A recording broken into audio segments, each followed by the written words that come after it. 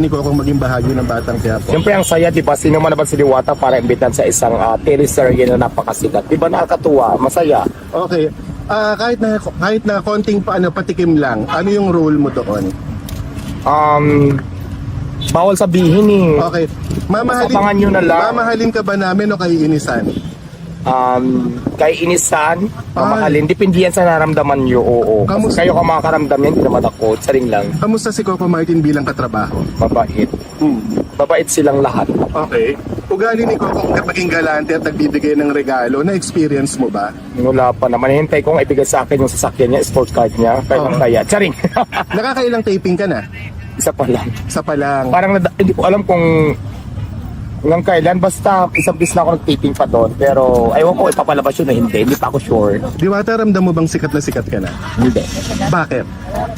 Ganun pa rin naman ang pagkaramdam ko. Yung nga lang kasi marami lang nagpapapicture. Okay. Diwata, ito lang. Sino ang nagbigay sa'yo ng para makapagsimula ng ganitong negosyo? Ako lang, sarili ko. Ikaw lang talaga? Oo.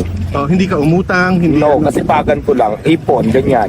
Oo. Nag-start kasi ako sa maliit. Hanggang ngayon, habang kumikita ng konti, nag-iipon para at least, yun, naging Diwata Paris na siya. Last question. Sinong kapamilya actor ang gusto mong maging leading man o makapareha? Fiulo, Yolo. Vice Ganda, ganyan. Oo. Kung may kakain naman dito sa Parisan mo, sinong artista yung gusto mong sana imbitahin para kumain dito? Coco Martin, Ivana Alawi. Wow. Pero nasabi mo na sa kanila kung may time sila pupunta sila dito? Nasabi naman, pero kwentuhan lang. Pero napatikim mo na sila ng Paris mo. Hindi pa. At saka wala silang planong tikman yung Paris. Charing lang. Pero mahilig sa Paris si Coco. Mabait naman sila, okay naman. Mababait oo. yun. Okay. Okay. Salamat. Salamat, Diwata. Thank you, thank you.